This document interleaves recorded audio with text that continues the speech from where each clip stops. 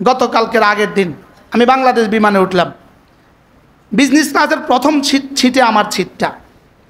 তো আমি এই বিমানটা ১.৫ লাখ টাকা দিয়ে টিকিট করছি শুধু এক ওয়াক্ত নামাজের জন্য। অন্যরা টিকিট করছে ৭০,০০০, আমি টিকিট করছি ১.৫ লাখ এক ওয়াক্ত নামাজের জন্য আশায়।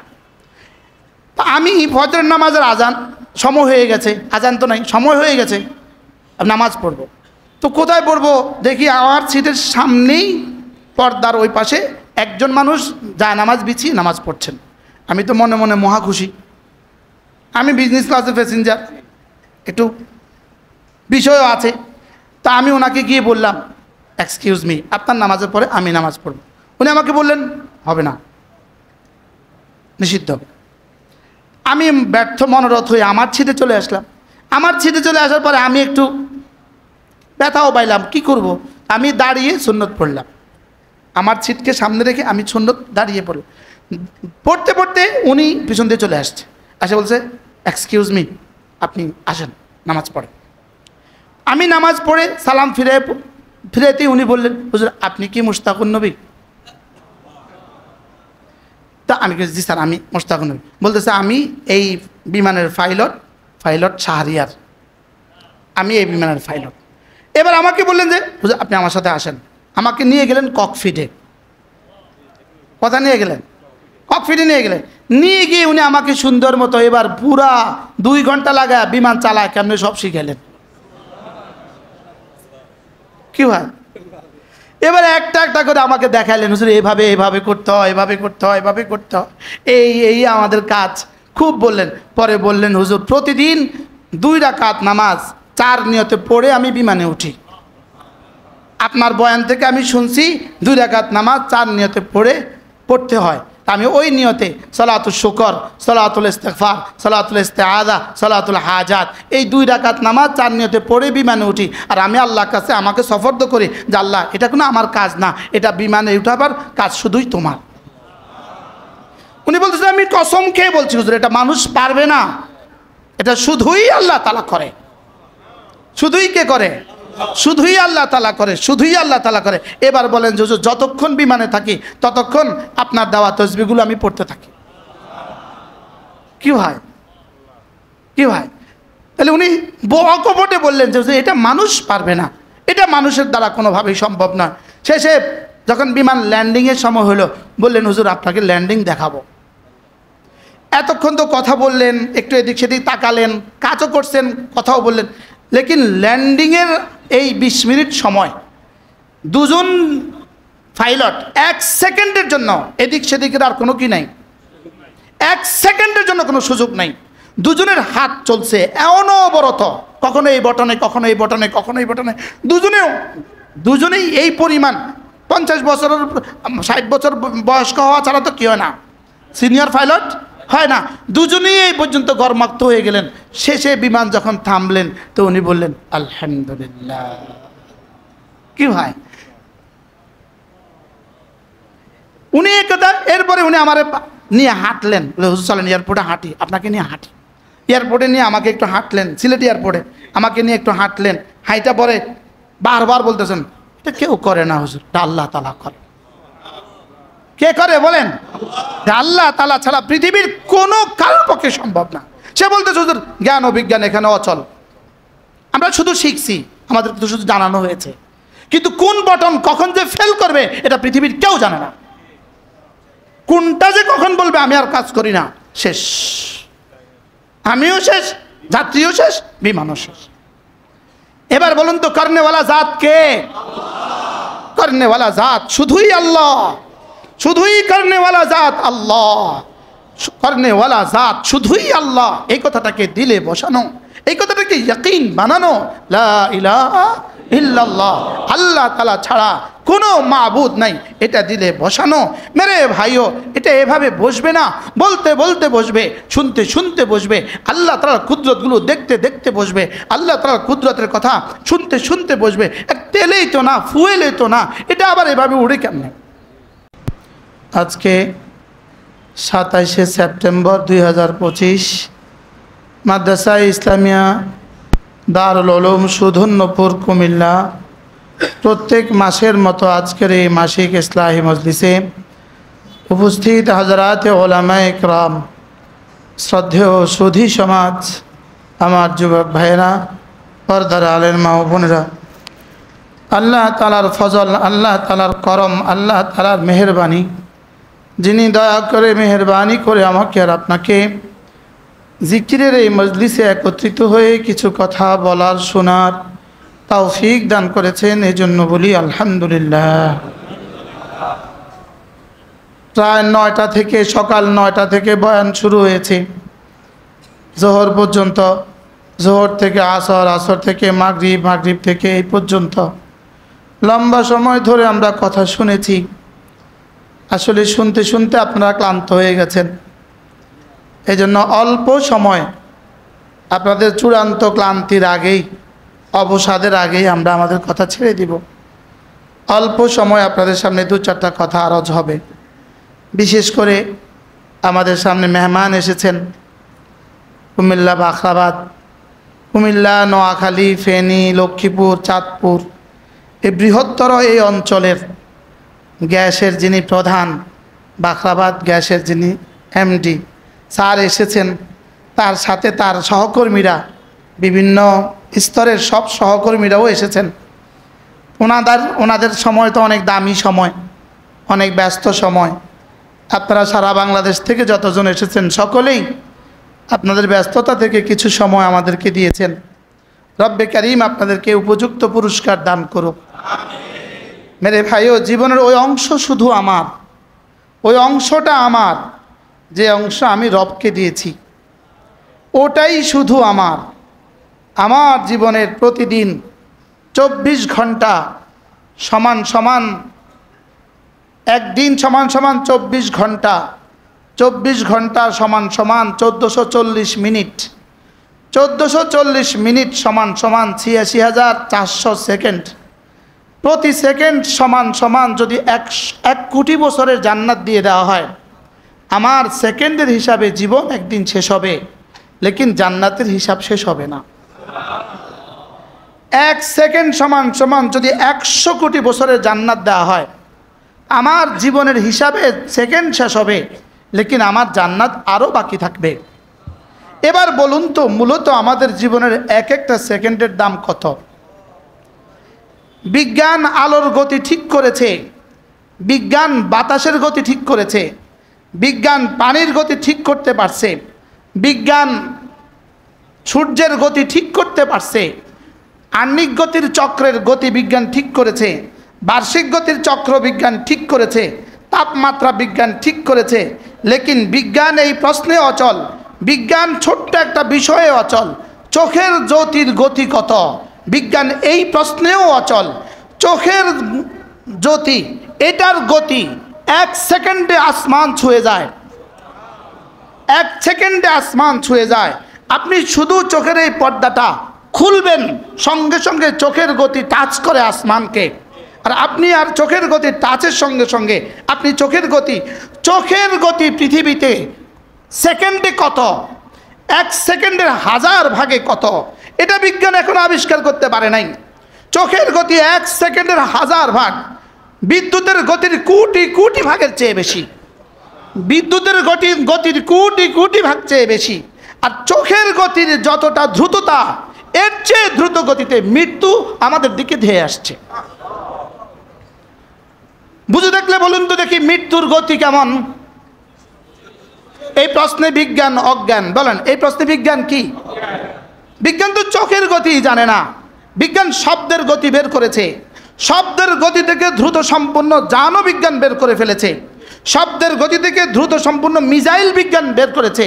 লেকিন বিজ্ঞান এখনো পারে না চোখের গতি কত দ্রুত যায়, এটা বিজ্ঞান এখনো জানে না। বিজ্ঞান এটাই জানে না আমার মৌতের গতি বিজ্ঞান বের করবে কিভাবে। কি ভাই বলেন, আমাদের মৌত আমাদের দিকে ধেয়ে আসছে কোন গতিতে? হ্যাঁ, চোখের গতির চেয়েও দ্রুত গতিতে মৌত আমাদের দিকে ছুটে আসছে। আমার আখরাত আমার দিকে ছুটে আসছে চোখের গতির দ্রুততার চেয়েও দ্রুত গতিতে। লেকিন আমি বেমালুম ভুলে গেছি, যদি মৃত্যুই হয়তো জীবনের জবানিকা, মৃত্যুই হয়তো জীবনের ইন্ড অফ হায়া, মৃত্যুই যদি হয়তো আমার জীবনের শেষ সীমা, তবুও আমার জীবনকে শুধরাবার জন্য যথেষ্ট ছিল, আমার জীবনকে ঠিক রাখার জন্য যথেষ্ট ছিল। যদি শুধু মৌতই আমার জীবনের শেষ চিহ্ন হইতো, শেষ কাজ হইতো, যে মৃত্যু, দ্যাটস শেষ, এটাই শেষ, এটাই যদি হয় আমার জীবনের শেষ কথা, তাহলে আমার জীবন ঠিক রাখার জন্য একটা পয়েন্টেই যথেষ্ট ছিল, একটা পয়েন্ট যথেষ্ট ছিল। আমার বাবাকে কে তুলে নিয়ে গেল, আমার মাকে আমার সামনে থেকে কে তুলে নিয়ে গেল, আমার নানা নানি, এত আদরের নানা নানিকে কে আমার সামনে থেকে তুলে নিয়ে গেল, আমার একটা মেয়ে কন্যা সন্তান, আমার কন্যাটাকে আমার চোখের সামনে থেকে কে তুলে নিয়ে গেল, কোন থাবা আমাকে নিয়ে গেল, আমার বাবাকে, এত আদরের বাবা, আমি আমার মুশতাক নবী আমি জীবনে কল্পনাও করতে পারতাম না, বাবা নাই এই শব্দ আমি কল্পনাও করতে পারতাম না। আমার মোবাইলে এখনো সেভ আছে আমার বাবার ফোন নাম্বার, বাবা কি ভাই, লেকিন বাবার ফোন নাম্বার আছে, বাবা তো নাই। যে টিস্যুর প্যাকেট আপনি বাজার থেকে নিয়ে আসছেন, এটা শেষ করতে পারবেন কিনা জানা নাই, বলেন এটা শেষ করতে পারবেন কিনা জানা নাই। যে সাবান লাগিয়েছেন বাথরুমে, এটা শেষ করতে পারবেন কিনা জানা নাই। যে মোমবাতি জ্বালিয়েছেন, এটা শেষ করতে পারবেন কিনা জানা নাই। যে লাইট লাগিয়েছেন, এটা তো অনেক দূর কি বাত, এটা শেষ করতে পারবেন কিনা জানা নাই। হইতে পারে আপনার কাফনের কাপড় আপনার পাশের দোকানে চলে আসছে। আমি 15 তারিখে উমরায় গেছি, গতকালকে আসছি। যাওয়ার দিন আমাকে আমার এক দোস্ত ফোন দিলেন, হুজুর উমরা যাচ্ছেন, দোয়া করবেন। আর কালকে আমি ঘুম থেকে উঠছি ঢাকার মসজিদে, উঠার প্রথম ফোনটা, হুজুর কাউসার ভাই তো ইন্তেকাল হয়ে গেছে। কি ভাই, এই মাসের শুরুতেই কাউসার ভাই আমার সাথে সফর করছে, আমি তাকে নরসিংদী নামায়া দিছি রাত্রিবেলা, একটু ঝিরঝিরে বৃষ্টি হচ্ছিল, আমি ছাতিটা তাকে দিয়ে দিলাম, দিয়ে আবার দুষ্টমি করছে, কাউসার ভাই ছাতি কিন্তু হাওলাত দেয় নাই, হাওলাত দিয়েছি এমনি হাদিয়া দেয় নাই, ছাতি আবার পোষায় দিবেন। এবার বলেন মৌত আমার দিকে কত দ্রুত আসছে, বলেন বলেন বলেন, চোখের জ্যোতির গতি চেয়ে বেশি আমার দিকে আমার মৌত ছুটে আসছে। আমি স্বাধীন না, আমি স্বাধীন না, আমি রব্বে কারিমের অধীন। যদি আমি স্বাধীন হইতাম, কমপক্ষে আমি আমার দাড়িগুলোকে পাকতে দিতাম না, বলেন। আমি যদি স্বাধীন হইতাম, আমার দাড়ি আমি পাকতে দিতাম না, আমি কমপক্ষে দিতাম না, আপনারা দিলে দেন না দিলে নাই। যদি আমি স্বাধীন হইতাম, আমার দাড়িগুলোকে আমি পাকতে দিতাম না। আমি যদি স্বাধীন হইতাম, তো আমার দাঁতগুলোকে আমি নড়তে দিতাম না। আমি যদি স্বাধীন হইতাম, আমার চোখগুলোকে আমি দুর্বল হইতে দিতাম না, আমার চোখকে আমি দুর্বল হতে দিতাম না। না, আমি স্বাধীন না, আমি রব্বে কারিমের অধীন। বলেন আমি কার অধীন, বলেন আমি আল্লাহ তাআলার অধীন। না আমি স্বাধীন না, আমি স্বাধীন না, আমি অধীন। বলেন কি, আমি কার অধীন? আমি আল্লাহ তাআলার ইচ্ছার অধীন, আমি আল্লাহ তাআলার ইচ্ছার অধীন। না না, আমি স্বাধীন না, আমি আল্লাহ তাআলার ইচ্ছার অধীন। যদি আমি স্বাধীন হইতাম, আমি বুড়ো হইতাম না। যদি আমি স্বাধীন হইতাম, আমাকে কোনো বিমারি, কোনো অসুস্থতা আমাকে স্পর্শ করতে আমি দিতাম না। যদি আমি স্বাধীন হইতাম, আমার দাঁতকে নড়তে দিতাম না। যদি আমি স্বাধীন হইতাম, আমার দৃষ্টিশক্তিকে যেতে দিতাম না। আমি স্বাধীন হইতাম, তা আমার হাত ব্যথা হইতে আমি দিতাম না, আমার হার্টে ব্যথা হইতে আমি দিতাম না। তাহলে বোঝা গেছে আমি মূলত কি না, আমি মূলত স্বাধীন না, আমি আল্লাহ তাআলার ইচ্ছার অধীন। আমি আল্লাহ তাআলার ইচ্ছার কি? এবার রব্বে কারিম আমাকে কিছু ইচ্ছা দিয়েছেন, রবের কিছু ইচ্ছা রেখে দিয়েছেন। এবার রব যেন বলেন, তোমার ইচ্ছা যদি আমার ইচ্ছার অনুকূলে হয়, তোমার ইচ্ছাটাকে যদি আমার ইচ্ছার অনুকূলে তুমি বানাতে পারো, যাও কথা দিলাম জান্নাতে তোমার সব ইচ্ছা আমি পুরা করে দিব। জান্নাতের সব ইচ্ছা রব পুরা করে দিবে। কার সব ইচ্ছা পুরা করবে? যে দুনিয়াতে আল্লাহ তাআলার ইচ্ছার অধীনে নিজের ইচ্ছাকে কুরবানি করেছে, নিজের ইচ্ছাকে কুরবানি করে দিয়েছে রব্বে কারিমের ইচ্ছার সামনে। আজান হয় তো নামাজ রবের ইচ্ছা, এখন আমি আমার ইচ্ছার নামাজকে বানালাম। রমজান মাস রোজা রবের ইচ্ছা, আমি আমার ইচ্ছাকে এখন রোজা বানালাম। পর্দা রবের ইচ্ছা, পর্দাকে আমি আমার ইচ্ছা বানালাম। জিকির রবের ইচ্ছা, জিকিরকে আমি আমার ইচ্ছা বানালাম। আমার ইচ্ছা না, না আমার কোনো ইচ্ছা নাই, আমার সব ইচ্ছাকে আমি কোরবানি করলাম আল্লাহ তাআলার ইচ্ছার সামনে। রব বলেন, যাও কথা দিলাম, ফিহা মা তাশতাহি আনফুসুকুম, সেখানে যা চাইবা সব দিয়ে দিব। কি ভাই, যা চাইবা সব দিব, যা চাইবা সব দিবে। কাকে? যে আল্লাহ তাআলার ইচ্ছাকে ইচ্ছা বানিয়েছে, আল্লাহর ইচ্ছাকে ইচ্ছা বানিয়েছে। বলেন কি বলছি বলেন, আল্লাহ তাআলা তার সব ইচ্ছা পুরা করে দিবে, সব ইচ্ছা পুরা করে দিবে।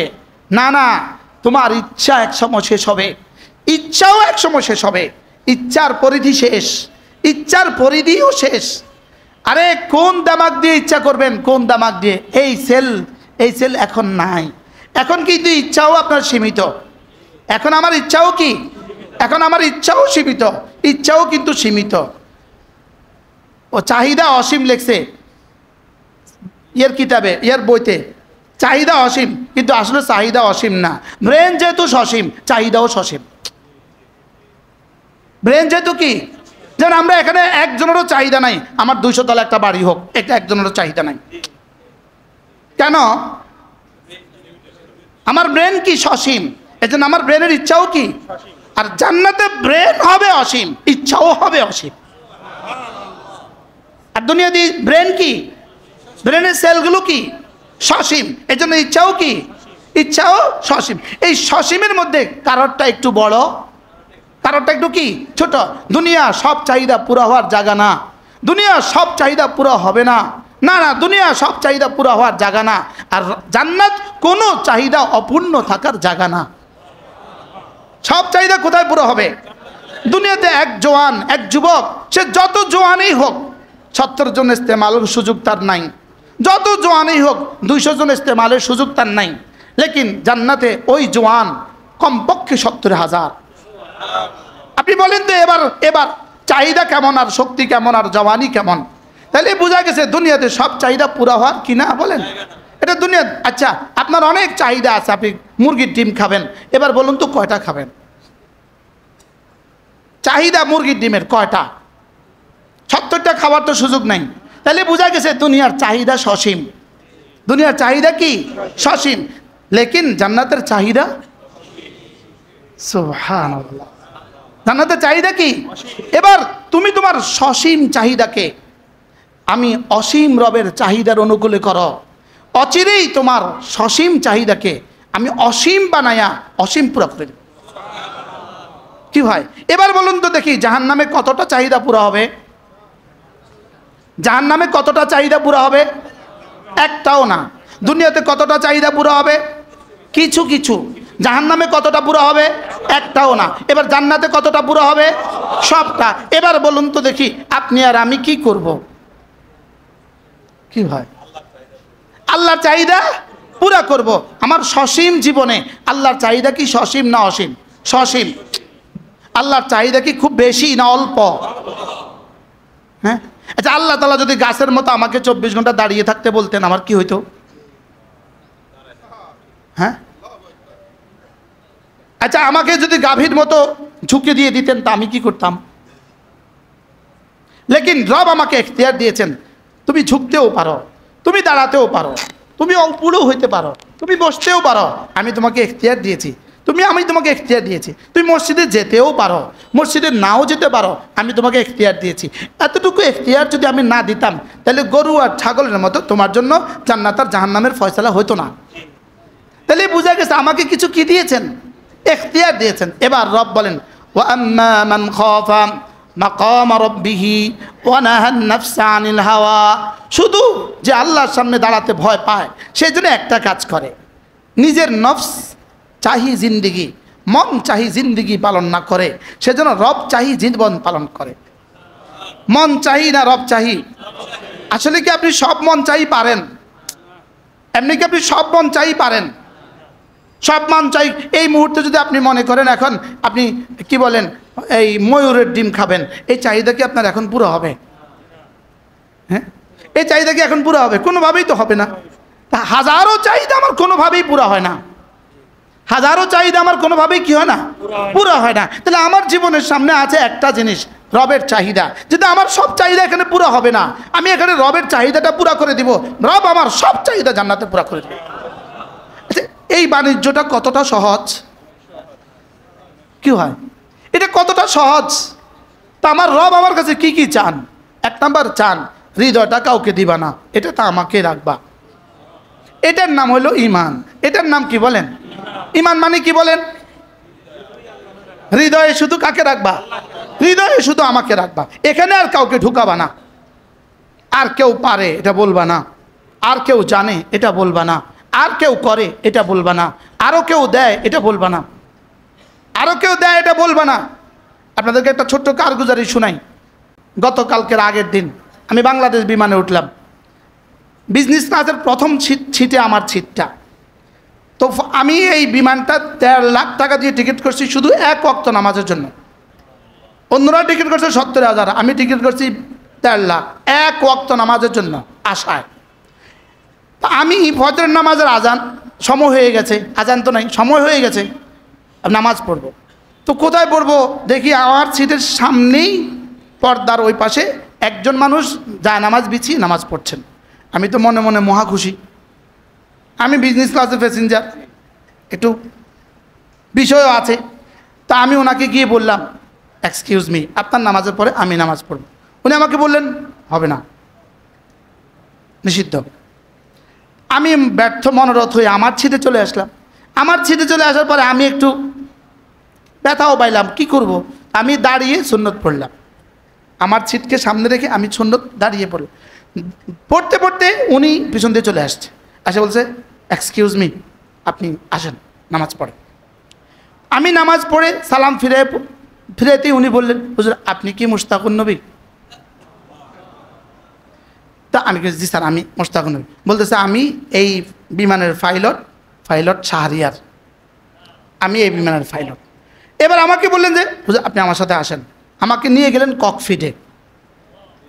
কথা নিয়ে গেলেন ককপিটে, নিয়ে গিয়ে উনি আমাকে সুন্দর মতো এবার পুরা 2 ঘন্টা লাগায় বিমান চালায় কেমনি সব শিখাইলেন। কি হয়? এবার একটা একটা করে আমাকে দেখাইলেন, হুজুর এভাবে এভাবে করতে হয়, এভাবে করতে হয়, এভাবে করতে হয়, এই আমাদের কাজ খুব বললেন। পরে বললেন হুজুর প্রতিদিন 2 রাকাত নামাজ 4 নিয়তে পড়ে আমি বিমানে উঠি। আপনার বয়ান থেকে আমি শুনছি 2 রাকাত নামাজ 4 নিয়তে পড়তে হয়।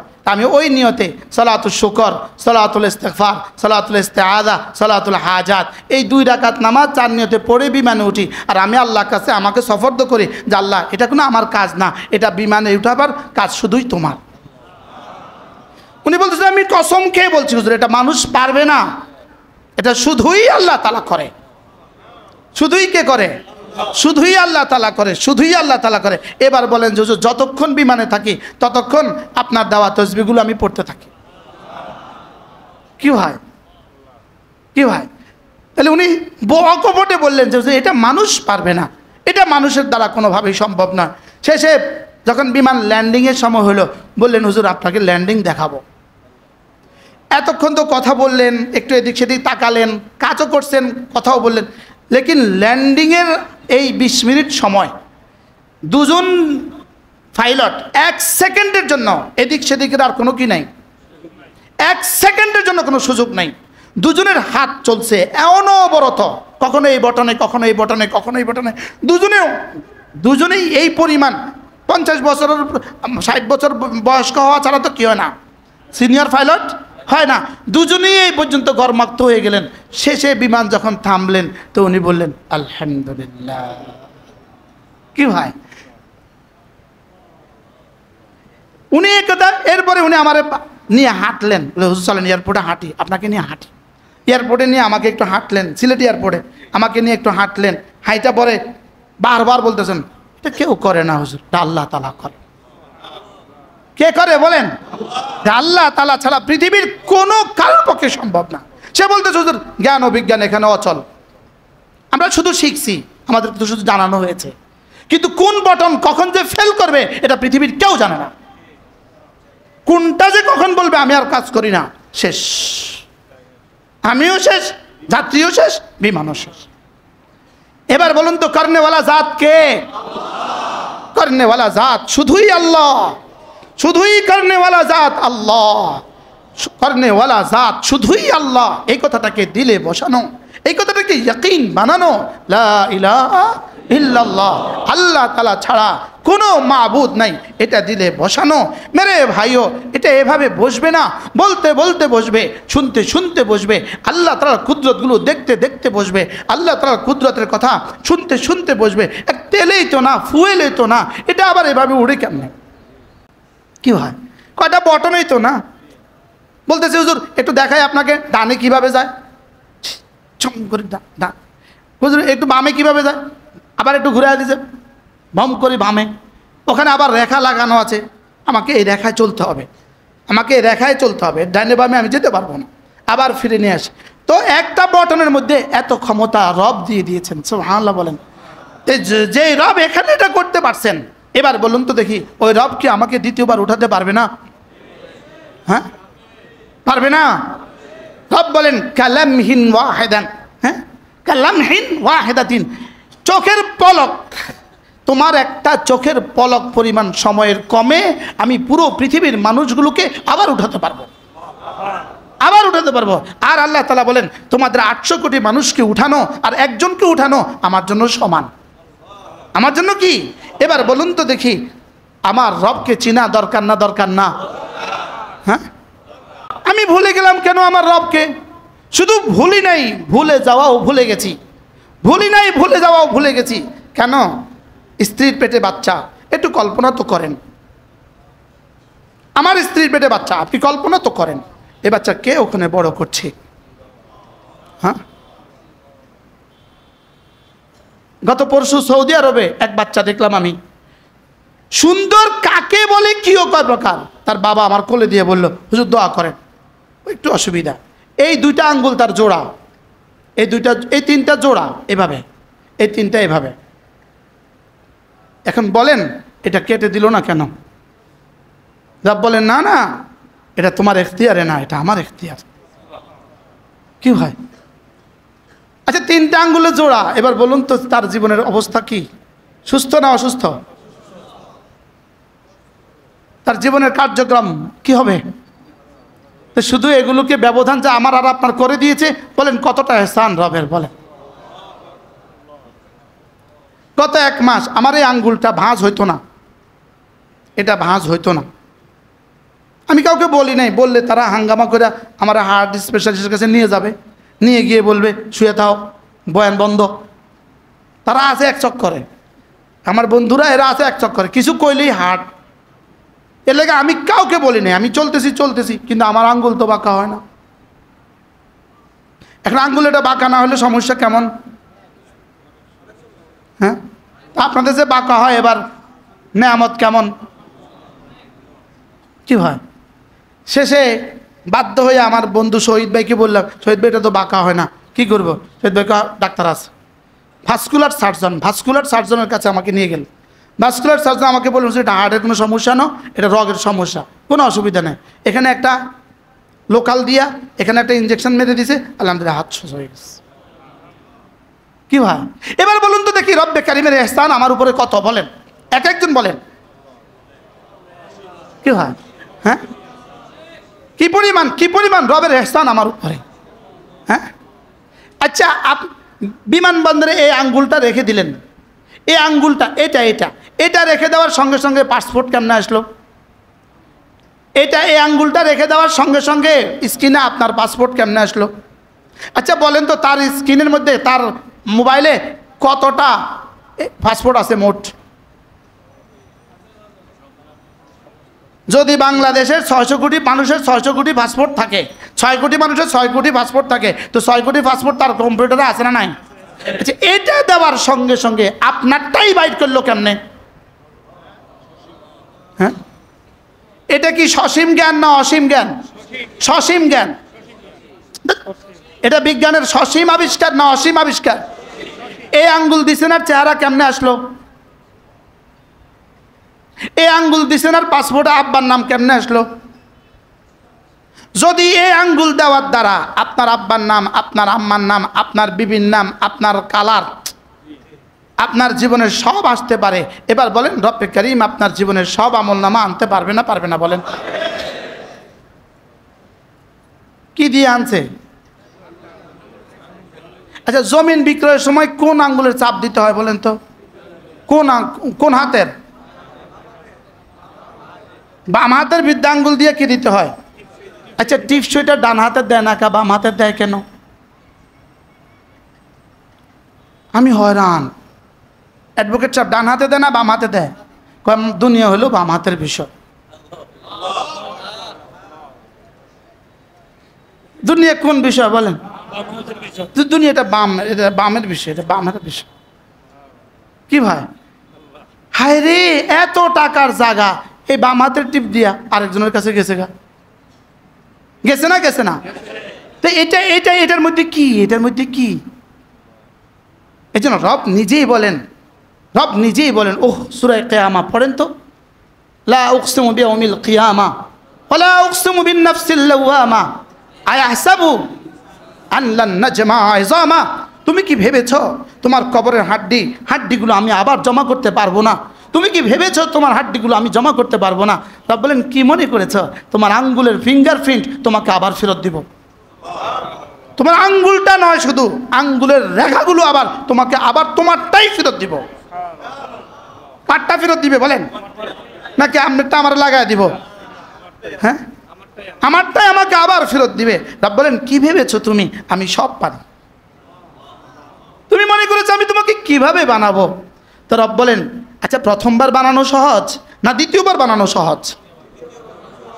এখন বাংলাদেশও চেষ্টা করলে বিমান বানাতে পারবে না? পারবে না বলেন? এখন বাংলাদেশ চেষ্টা করলে বিমান বানাতে পারবে না? বাংলাদেশে কম্পিউটার এখন বানাতে পারবে না? কিন্তু প্রথমবার বানানো, তাহলে আমাকে প্রথমবার বানানো কঠিন ছিল না দ্বিতীয়বার বানানো কঠিন? প্রথমবার কেমন, কি দিয়ে বানাইছে?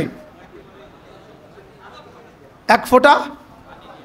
আচ্ছা, এক ফোঁটা নাপাক পানির মধ্যে এত সুন্দর চেহারা কে সাজালো? কেন তাকে চিনি নাই? এখানে দেখেন এভাবে দাগ কেটে দিল কেন? এটাকে গ্যাফে দিল কেন? এই 5টা আঙ্গুলকে যদি সমান করে দিত, আচ্ছা সমান করে দিত, তো ভাতটা তুলতাম কিভাবে? এটাকে গ্যাফে দিলেন কেন? এতটা গ্যাফে দিলেন কেন? গ্যাফে দিলেন শুধুই মিলাবার জন্য, সুবহানাল্লাহ, লোকমা তোলার জন্য। আচ্ছা, এটাকে গ্যাফে দিলেন কেন? এই গ্যাফে দিলেন শুধুই এগুলো দিয়ে গণার জন্য। এই দাগগুলো কেটে দিলেন কেন? শুধুই জিকিরের জন্য। কি ভাই, দাগগুলো কে আব্বা কাটছে না আম্মা কাটছে? না, কে কাটছে বলেন? এটা একটু চালান তো দেখি, এটা গিয়ে কোথায় পৌঁছে, হাত দেন।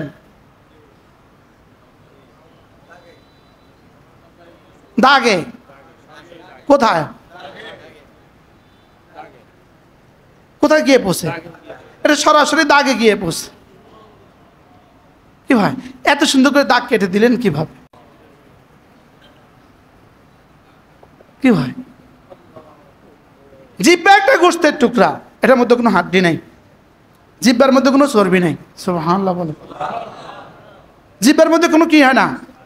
শরীরে যত চর্বি জমা হোক, জিহ্বার মধ্যে চর্বি জমা হয় না। আর জিহ্বার মধ্যে কোনো হাড্ডি নেই। একজন জিহ্বা স্পেশালিস্ট কোনো ডাক্তার নাই, সারা পৃথিবীতে জিহ্বা স্পেশালিস্ট কোনো ডাক্তার নাই। নাক কান গলা আছে না নাই? চক্ষু, ব্রেন, জিহ্বা স্পেশালিস্ট কবে দেখছেন? কবে? হ্যাঁ, বিজ্ঞানের বইতে মেডিকেল সায়েন্সে জিহ্বা স্পেশালিস্ট কোনো সাবজেক্ট নাই, এটার উপর কোনো পড়াশোনা নাই। এটা কিছু নাই। প্রশ্নটা নাই কেন? ভাস্কুলার হয়ে গেল, ব্লাড হয়ে গেল, ওরাল হয়ে গেল, ডেন্টাল হয়ে গেল, আই তো আছেই, সব তো আছেই, লেকিন কোনটা নাই বলেন? জিহ্বা কেন নাই? রব বলেন, জিহ্বাকে বানিয়েছি জিকিরের জন্য। এটা অসুস্থ হলে আমার বন্ধু জিকির করতে পারবে না।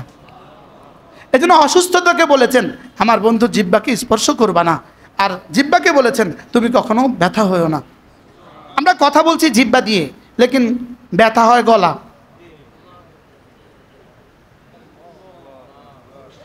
গলা নড়ে না, জিহ্বা নড়ে। হ্যাঁ, গলা কয়বার নড়ছে, লেকিন ব্যথা হয় কোনটা? বিষয়টা কি? কি হয়? এটাকে স্পেশাল রেখে দিয়েছেন রব, এটা আমার, এটা দিয়ে আমার বন্ধু আমাকে ডাকবে, এটা দিয়ে আমার বন্ধু আমাকে কি করবে বলেন? আচ্ছা এটা কি এমন? এটা একটা জিহ্বাই তো না। গরু সারাদিন জিহ্বা নাড়লেও এক আওয়াজ বের হয়,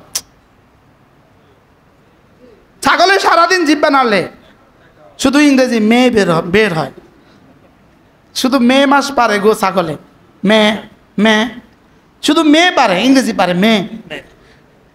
আচ্ছা এটা সারা দুনিয়ার সমস্ত জানোয়ার যখনই নাড়ে এক আওয়াজ, আর আমি একটু ঘুরাইলে সুবহানাল্লাহ, আরেকটু ঘুরাইলে আলহামদুলিল্লাহ, আরেকটু ঘুরাইলে আল্লাহু আকবার, আরেকটু ঘুরাইলে লা ইলাহা ইল্লাল্লাহ, আরেকটু ঘুরাইলে আলহামদুলিল্লাহি রাব্বিল আলামিন।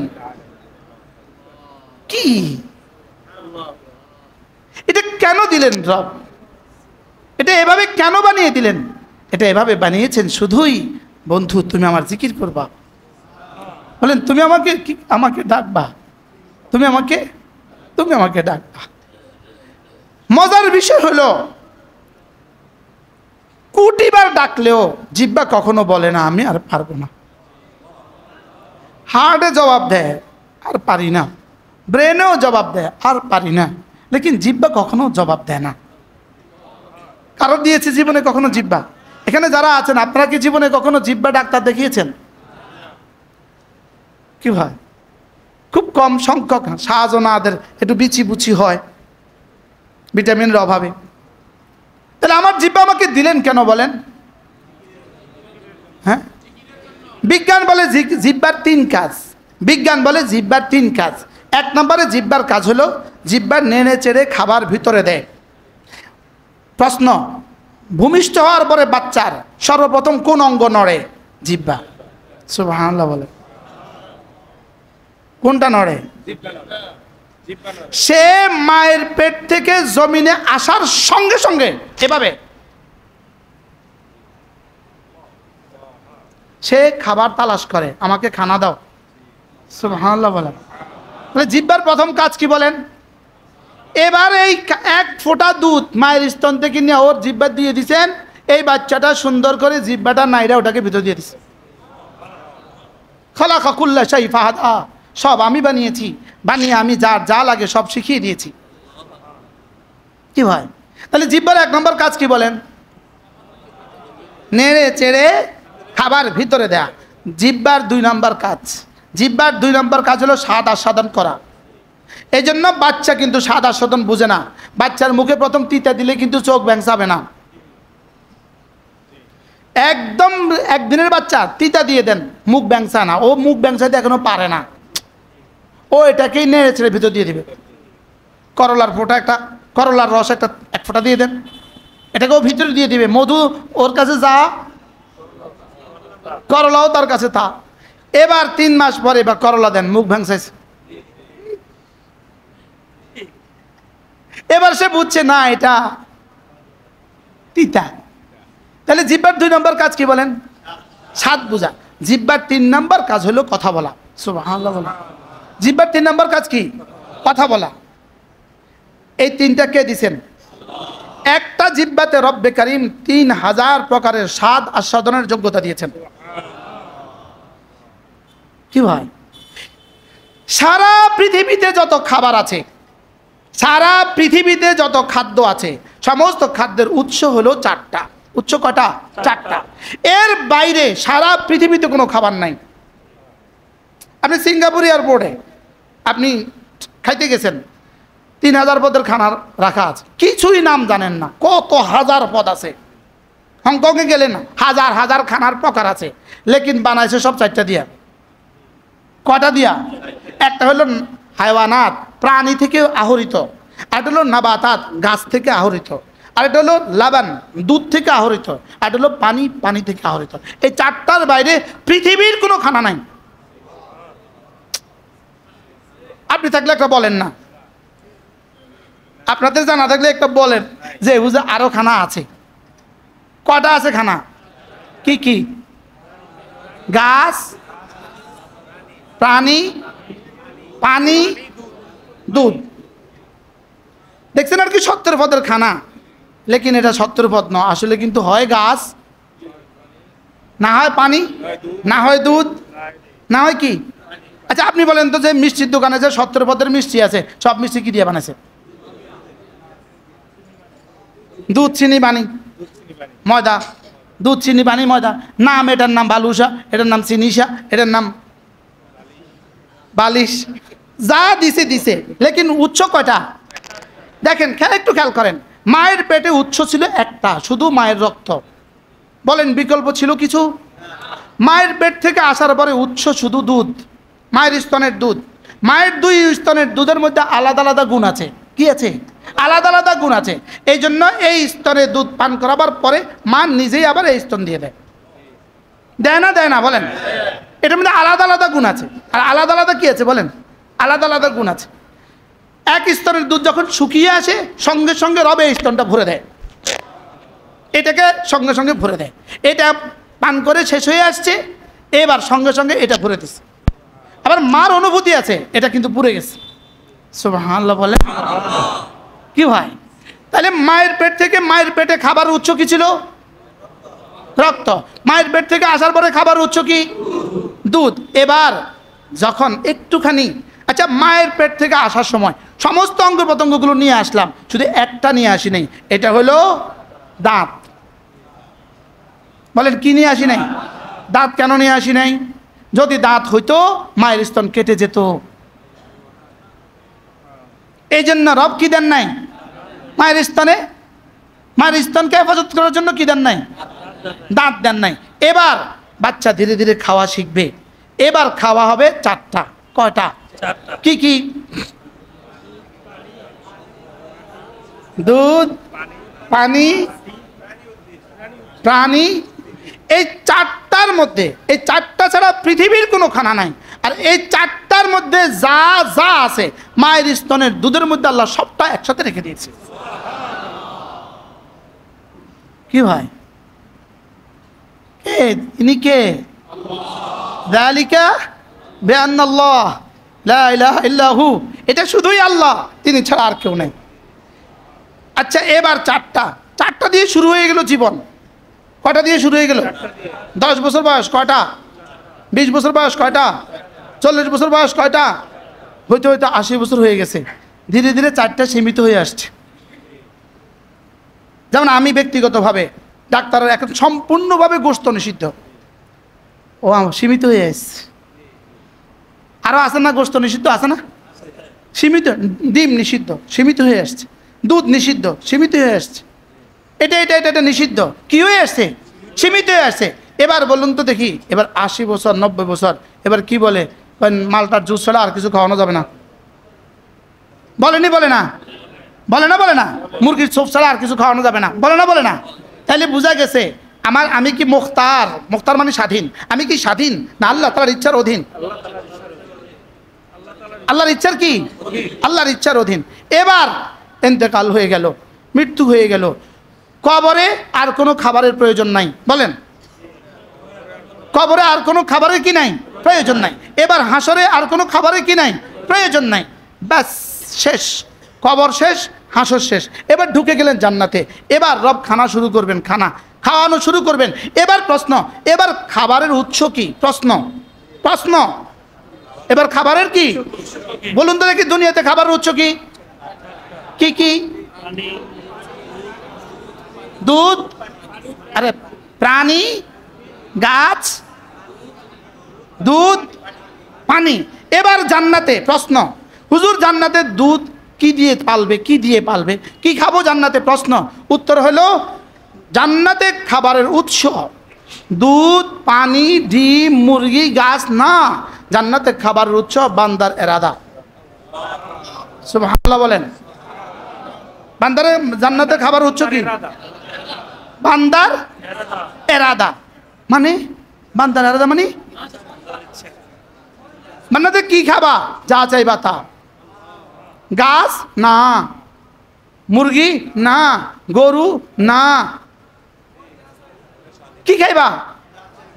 তো দুধ খাবা তো গরু লাগবে না? না না না, তুমি চাইবা তো দুধ হবে। ফল খাইবা তো গাছ লাগবে না? না। এবার বলুন তো দেখি জান্নাতে খাবারের উৎস কি? এখন আগেরগুলো যদি আপনার মায়ের পেটে খাবারের উৎস, আপনার মায়ের পেট থেকে জন্মের পরে খাবারের উৎস দুধ, এবার 2 বছর পর থেকে জীবনের 80 বছর পর্যন্ত খাবারের উৎস 4টা, এগুলো যদি কোরআনের বিবৃতি মতো সত্য হয়, এবার বলুন তো দেখি, জান্নাতে রব বলেছেন আমার এরাদা খাবারের উৎস, এবার বলুন তো এটাও সত্য না মিথ্যা? কি হয়? আগেরটা যদি মিলে পরেরটা কেন মিলবে না? এবার বলুন তো দেখি, জাহান্নামে খাবার কি? এরাদা। কার এরাদা? আর আমাদের খাবারের উৎস কি? মুমিনদের জান্নাতে খাবারের উৎস কি? এরাদা। এবার জাহান্নামীদের খাবারের উৎস কি? আল্লাহর এরাদা। এবার আল্লাহর এরাদা, লাইসা লাহুম তাআমুন ইল্লা মিন গিসলিন। এবার জাহান্নামীদের পুজ তাদের খাবার, এবার জাক্কুম তাদের খাবার। বলেন এবার কি? জাক্কুম তাদের কি খাবার, এবার পুজ তাদের খাবার। এখন প্রশ্ন, যদি আগেরটা সত্য হয় তো এটা কেন মিথ্যা হবে? আমি বুঝাতে পারলাম না তো। কি ভাই, দুনিয়াতে যারা আল্লাহকে অস্বীকার করে এরা কি মায়ের পেটে কি খাইছে? হ্যাঁ, এরা মায়ের পেট থেকে আসার পরে কি খাইছে? এবার মায়ের পেট থেকে বড় হওয়ার পরে 2 বছর পর থেকে কি খাইছে? 4টা খাইছে। তো এবার জান্নাতে আল্লাহ যা বলছেন তাই খাবে, এবার জাহান্নামে আল্লাহ যা বলছেন তাই খাবে। এটা যদি বিকল্প না হয় ওটাও বিকল্প হবে না। আমি মনে হয় বুঝাতে পারলাম না। কি ভাই, কথা অনেক দূর চলে গেছে মনে হয়, আপনাদের কষ্ট হচ্ছে। এই আমার ওই দিন ইনি হলেন ঢাকা এই কি পুলিশ ব্যাটালিয়নের ইমাম। হুজুরের মসজিদে আমার বয়ান ছিল, শুধু পুলিশরা ছিলেন, শুধু সব পুলিশরা ছিল। তো পরে সিও যিনি, উনি দাঁড়িয়ে একটু কথা বললেন। তো উনি বলতেছেন, হুজুর আমরা অনেক ব্যস্ত, হুজুর আমরা অনেক ব্যস্ত, আমরা তো কখনোই বয়ান শোনার সুযোগ হয় না, আমরা সিদ্ধান্ত নিয়ে রাখছি আমরা ব্যস্ত। কিন্তু আজকে যে আমি 1.5 ঘন্টা বয়ান শুনলাম তো আমার কোনো অসুবিধা হয় নাই তো। কি বলতেছি? না না, আজকে যে 1.5 ঘন্টা বয়ান শুনলাম, না না কই আমার তো বেশি অসুবিধা হয় নাই, আমরা সিদ্ধান্ত নিয়ে রাখছি আমি ব্যস্ত। লেকিন আপনার সব ব্যস্ততা ছুটবে, আপনার সব ব্যস্ততা হটবে, আপনার সব ব্যস্ততার বাইরেও আপনাকে আপনার আখিরাতের ব্যস্ততাকেও ব্যস্ততা বানানো উচিত। উচিত না উচিত না বলেন? এটার জন্য কি সারাদিন দিতে হবে, সারা রাত দিতে হবে? না না না না, অল্প দিতে হবে। শুধু হৃদয়ে আমাকে রাখবা আর 5 ওয়াক্ত নামাজ পড়বা। বলেন কি কথা বলেন? হৃদয়ে কি রাখবা বলেন? এটা অন্য কাউকে দিও না, এটা অন্য কাউকে দিও না। এটা অন্য কাউকে দিলে শিরিক হয়ে যাবে, এটা অন্য কাউকে দিলে কি হয়ে যাবে? শিরিক হয়ে যাবে। এটাতে শুধু আমাকে রাখবা। লা ইলাহা ইল্লাল্লাহ, লা ইলাহা ইল্লাল্লাহ, লা ইলাহা ইল্লাল্লাহ, লা ইলাহা ইল্লাল্লাহ। এটা এতটা সহজ করছেন মাত্র 3টা বর্ণ দিয়া, আলিফ লাম হা। 3টা বর্ণ, আলিফ লাম হা। কয়টা বর্ণ? কি কি? এই 3টা বর্ণকে ঘুরিয়ে ফিরিয়ে 12 বার দিয়ে এই কালেমাটা লিখেছেন। কয়বার দিয়ে? এবার বলুন তো দেখি, আল্লাহ শব্দ কয় বর্ণ? কি কি? আলিফ লাম হা। এবার পুরো কালেমাটা কয় বর্ণ? 12টা বর্ণ। মূল কয়টা? 3টা। কি কি? অর্থাৎ আল্লাহ তাআলা নিজের নাম লিখেছেন যেই বর্ণগুলো দিয়ে, উম্মতের জন্য কালেমা দিয়েছেন সেই বর্ণগুলো দিয়ে। কি ভাই, মজার বিষয় হলো এই 3টা বর্ণ পৃথিবীর সব ভাষীদের জন্য সহজ।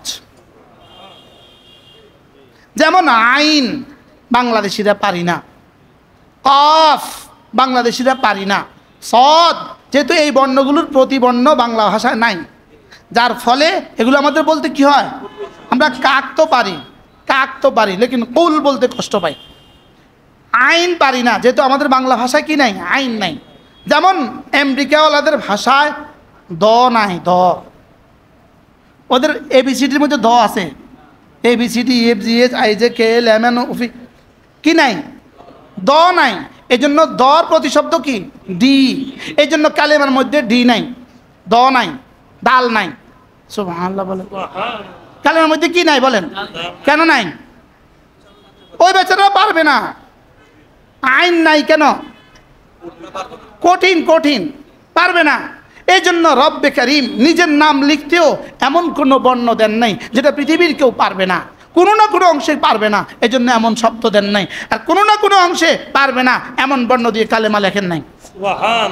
আচ্ছা এবার বলুন তো দেখি, জিহ্বা ছাড়া, দুইটা জিহ্বা ব্যবহার করা, ঠোঁট ব্যবহার করা ছাড়া একটা বাক্য পৃথিবীতে বলেন, একটা বাক্য, একটা শব্দ পৃথিবীতে বলেন দুই ঠোঁট ছাড়া। আব্বা ঠোঁট লাগে, আম্মা ঠোঁট লাগে, মা ঠোঁট লাগে, পানি ঠোঁট লাগে, যে কোনো শব্দ আপনি বলবেন ঠোঁট লাগে। লেকিন একটা পুরো শব্দ আল্লাহ ঠোঁট লাগে না, পুরো কালেমায়ে তয়্যিবা লা ইলাহা ইল্লাল্লাহ ঠোঁট লাগে না। যেমন দেখেন লা ইলাহা ইল্লাল্লাহ, ঠোঁট লাগছে? হ্যাঁ, আচ্ছা কেন ঠোঁট লাগলো না? কারোর দাঁত বড়, তিনি ঠোঁট মিলাতে পারছেন না, তিনি কি করবেন যদি ঠোঁটের বর্ণ প্রয়োজন পড়তো? আচ্ছা আইসিইউর রুগী, নাকেও নল লাগানো, মুখেও নল লাগানো, যদি ঠোঁটের প্রয়োজন হইতো তিনি ঠোঁট মিলাতে পারতেন না, তার জীবনের শেষ সময় কালেমা কেমনে পড়তেন? কি ভাই এবার বলুন তো, কালেমায়ে তয়্যিবা সহজ না কঠিন? আচ্ছা কত সহজ? হ্যাঁ, তাহলে এটা যদি প্রতিদিন কেউ 100 বার করে পড়ে, 100 বার। এবার আল্লাহর নবী বলেন, عن أبي الدرداء رضي الله تعالى عنه قال قال رسول الله صلى الله عليه وسلم من قال لا إله إلا الله 100 مرة لم يبعثه الله يوم القيامة إلا ووجهه كالقمر في ليلة البدر أو كما قال عليه الصلاة والسلام। আল্লাহ নবী বলেন, কোনো মানুষ যদি প্রতিদিন 100 বার কালেমায়ে তয়্যিবা পড়ে, আল্লাহ তাআলা হাশরের ময়দানে তাকে তুলবেন না, অবশ্যই তুলবেন, তার চেহারা হবে পূর্ণিমার চাঁদের মতো। শুধু কি হাশরের ময়দানে চেহারা পূর্ণিমার চাঁদের মতো হবে নাকি দুনিয়াতেও হবে? প্রশ্ন। এই জন্য বেঈমান যত বুড়ো হয় চেহারা তত বদসুরত হয়, মুমিন যত বুড়ো হয় চেহারা তত সুন্দর হয়। বাস্তব না বাস্তব? বেঈমান যত বুড়ো হয় চেহারা তত বদসুরত হয়। কেন? যত বুড়ো হয় জাহান্নাম তত কাছে আসে, এই জন্য চেহারা তত বদসুরত হয়। আর মুমিন যত বুড়ো হয় জান্নাত তত কাছে আসে, এই জন্য চেহারা তত সুন্দর হয়। কি ভাই, 70 বছরের সুন্দর বুড়ো এদেশে আছে না নাই বলেন? কতজন দেখবেন আপনি? আর বদসুরত সুন্দর একটা হিন্দু দেখান, একটা বেঈমান দেখান, 80 বছরের একটা বেঈমানের চেহারা সুন্দর। বাস্তব না বাস্তব? তাহলে এগুলো কি বোঝায়? তাহলে কালেমায়ে তয়্যিবা প্রতিদিন কতবার পড়বো? আচ্ছা আশ্চর্য কথা, বিমান উঠতেছে, আমি তো দেখলাম উঠতেছে 40,000 ফিট উপর দিয়া।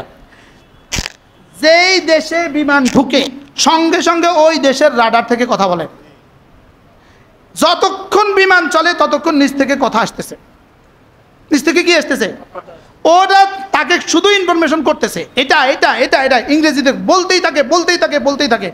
তো আমাকে উনি বললেন, এই আমরা এখন ওমানে ঢুকছি, আমরা এখন ওমান থেকে বের হয়ে সাগরে পাড়ি দিছি, আমরা এখন সাগর থেকে বের হয়ে ভারতে ঢুকছি, এভাবে সঙ্গে সঙ্গে ওই রাডারে কথা বলে।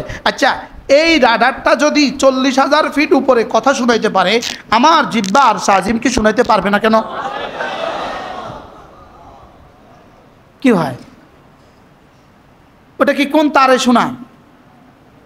এখানে নেটওয়ার্ক আছে, ফিলার আছে। কি ভাই এটা কিভাবে শোনাচ্ছে? প্রতিটা ইনফরমেশন এখান থেকে যাচ্ছে, কিন্তু কোত্থেকে যাচ্ছে? নিচ থেকে প্রতিটা ইনফরমেশন উঠছে। তো নিচ থেকে যদি ওখানে ইনফরমেশন উঠে তাহলে বোঝা গেছে আমার জিকিরও ওখানে উঠে, রহমতের ইনফরমেশনও ওখান থেকে নামে। কি হয়? তাহলে চলেন নিয়ত করে আজ থেকে কালেমায়ে তয়্যিবা 100 বার পড়বো তো ইনশাআল্লাহ। আগে পড়তাম একটু দ্রুত তাড়াতাড়ি করে, এখন থেকে পড়বো ধীরে ধীরে। লা ইলাহা ইল্লাল্লাহ লা ইলাহা ইল্লাল্লাহ লা ইলাহা ইল্লাল্লাহ লা ইলাহা ইল্লাল্লাহ লা ইলাহা ইল্লাল্লাহু মুহাম্মাদুর রাসূলুল্লাহ। পড়বো তো? আমি ওই দিন কোথাও এক জায়গায় বয়ান করছিলাম সৌদি আরবে, ছাত্রীরা বেশি গরম লাগতেছিল। এসির বাইরে কোনো একটা বড় হলে আমরা বয়ান করছিলাম, এসি ছিল না, বেশি গরম লাগতেছিল। তো একজনের কাচুমাচু করতেছে, হুজুর বেশি গরম। তাই বলতেছি, গ্রামের বাড়িতে কখনো চরে চঞ্চলে কৃষক যখন খেতে ফসল লাগায় দেখছিলেন কখনো? আমি হুজুর দেখছি তো। কয় কি, হাঁটু পর্যন্ত কাদা মাটির ভিতরে ডুবা আর পুরো শরীরটা আগুনে পোড়া, দেখছেন তো? আমি আচ্ছা কয় ইয়ের লাইগা, কত টাকার লাইগা কৃষক এই কষ্ট করে? চাষি কত টাকার লাইগা? 1000 টাকার জন্য সে কয় ঘন্টা ডিউটি করে? কেমনে? অর্ধেক কিসের মধ্যে? কাদার মধ্যে। আর অর্ধেক কোথায়? আচ্ছা এবার বলুন তো, দুনিয়া না মাজরাতুল আখরা, এটা না আখরাতের খেতি? আচ্ছা এইভাবে যদি কেউ বয়ান শুনতে হইতো তো কয়জন আসতেন আপনারা?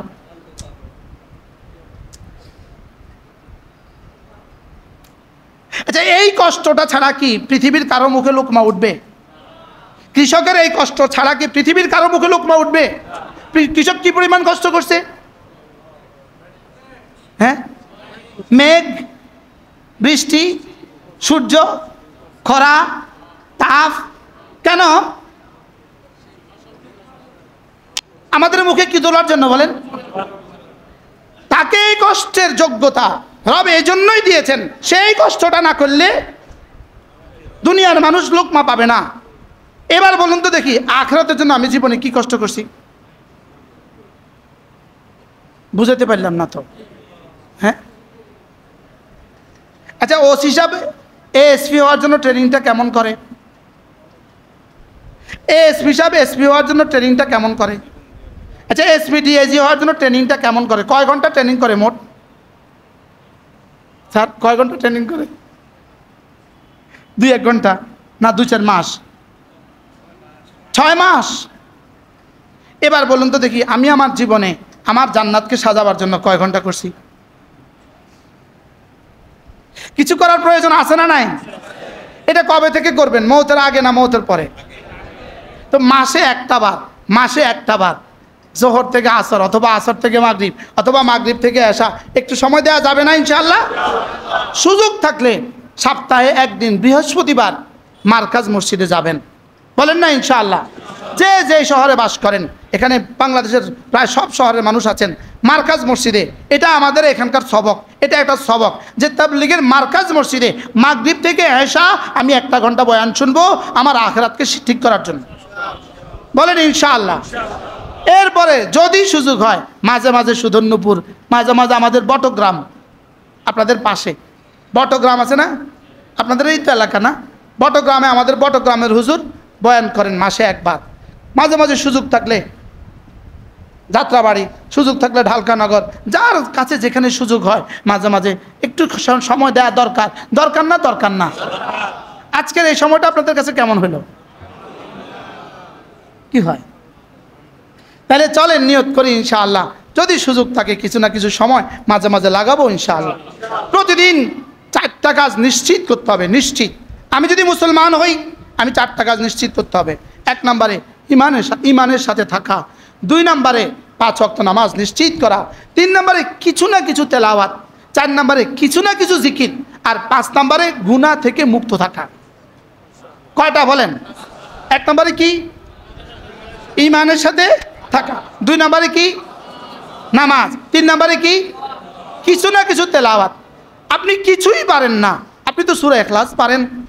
আপনি ফজরের পরে 3 বার সূরা ইখলাস পড়েন, 3 বার সূরা ফালাক পড়েন, 3 বার সূরা নাস পড়েন, কিছু না কিছু তেলাওয়াত হয়ে গেল। মাগরিবের পরে 3 বার পড়েন, আল্লাহ তাআলা তৌফিক দান করেন। এরপরে কিছু না কিছু জিকির, বলেন কিছু না কিছু। সুবহানাল্লাহ।